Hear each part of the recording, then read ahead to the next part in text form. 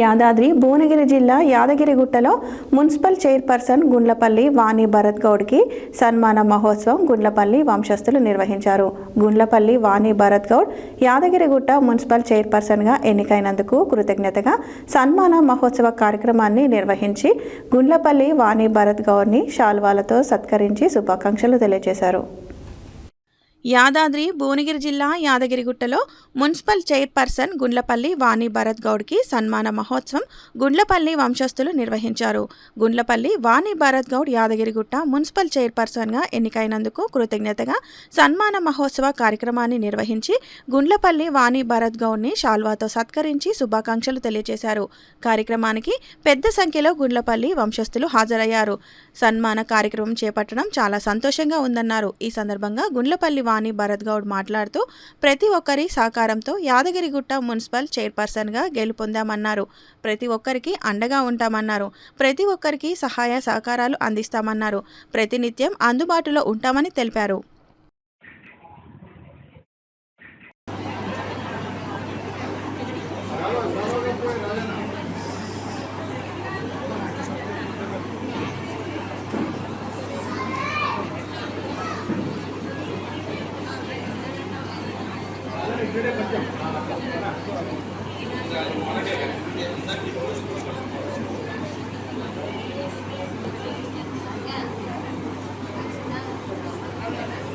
సరే, నేను అనుకున్న పని తృప్తి అయింది. ఇది ఒక్కటి నా మనసులో ఉండే దాని గురించి వచ్చింది. నాకు ఇంకేం అవసరం లేదు. కానీ ఒక రకంగా ఆయన పోషణ సాయము కరోనా భయంకరమైన పరిస్థితి ఉన్నప్పుడే బయటకు వచ్చి చేసిన ఆ సేవా కార్యక్రమాలే ఆ భగవంతుడు ఆశీస్సులు.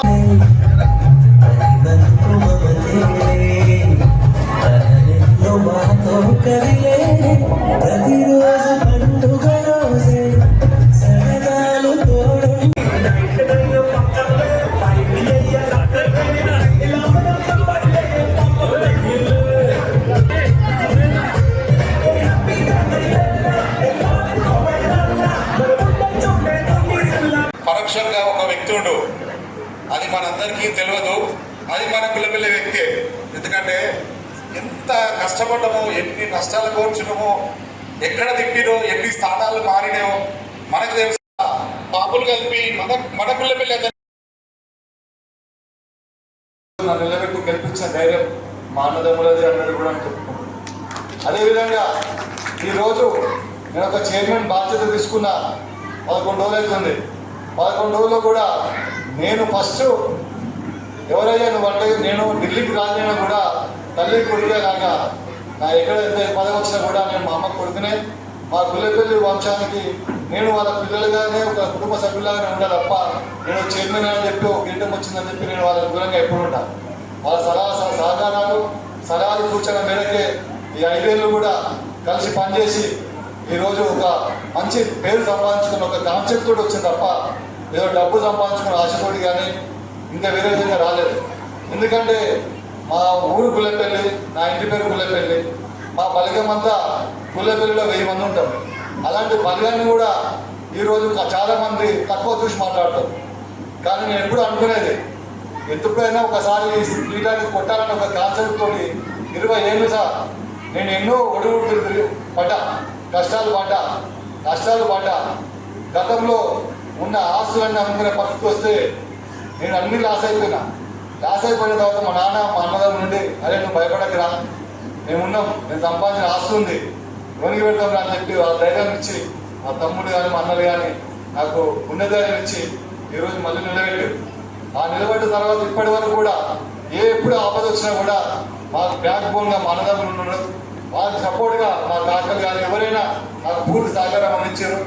అదేవిధంగా ఈరోజు కూడా నా కుటుంబ సభ్యులైన మా గుల్లపల్లి వంశస్థులు అందరికీ కూడా మా అన్నదమ్ములకు మా అమ్మలకు ఏ ఆపద వచ్చినా కూడా మీ కొడుకు, మీ తమ్ముడు, మీ అన్న ఇక్కడ ఉన్నందుకు మర్చిపోకుండా అందరూ కూడా నాకు ఫోన్ చేసి ఏ సమస్య వచ్చినా కూడా ఫస్ట్ మన గుల్లపల్లి వంశస్థులు ఫస్ట్ ప్రయారిటీ. స్వామి పాదాల దగ్గర అందులో ఈ పదవి రావడం నేను ఎప్పుడైతే కల్లో కూడా అనుకోలేదు. ఈయన రాజకీయము 2006లో స్టార్ట్ అయింది. అప్పుడు కూడా నాకు తెలియదు రాజకీయం. ఇంతసేపు నేను ఆయన వెనుకుండి నేను ఆయనకు సపోర్ట్గానే ఉన్నాను తప్ప ప్రత్యక్ష రాజకీయాలలోకి వస్తా అని చెప్పేసి నేను ఏనాడు కూడా అనుకోలేదు. సరే లాస్ట్ టైం అది బీసీ మహిళ రావడంతో నేను బయటికి రావడం జరిగింది. లాస్ట్ టైం కూడా ఏదున్నా మా కుటుంబ సభ్యుల వాళ్ళతో కానీ మా శత్రుఘ్న వల్ల ఇప్పుడు ఈయన సహకారంతో నేను పోయినసారి కౌన్సిలర్గా చేసినాను.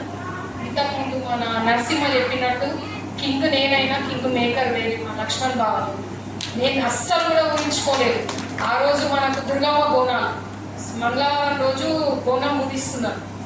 ఆఫీస్ నుంచి ఫోన్ వచ్చింది, మేడం వచ్చి ఒక సంతకం చేసుకోండి అని. దేనికి సార్ అని చెప్పేసి అంటే ఇట్లా విత్డ్రా చేసుకుంటూ యునానిమస్ అవుతారు. నేను నమ్మలేదు. దుర్గమ్మ ఉంది, ఆ దుర్గమ్మ ఆశీస్సులు మీ అందరి ఆశీస్సులు కూడా. మళ్ళీ ఇంకొకరు చెప్పినట్టుగా ఇప్పుడు మన తను ఎవరు వచ్చి చెప్పారు, కొంతమంది నేను కూడా గుర్తుపట్టాను, అది వాస్తవమే. ఇప్పుడు మన కళంక చెప్పినట్టు కనీసం 6 నెలలకు ఒకసారి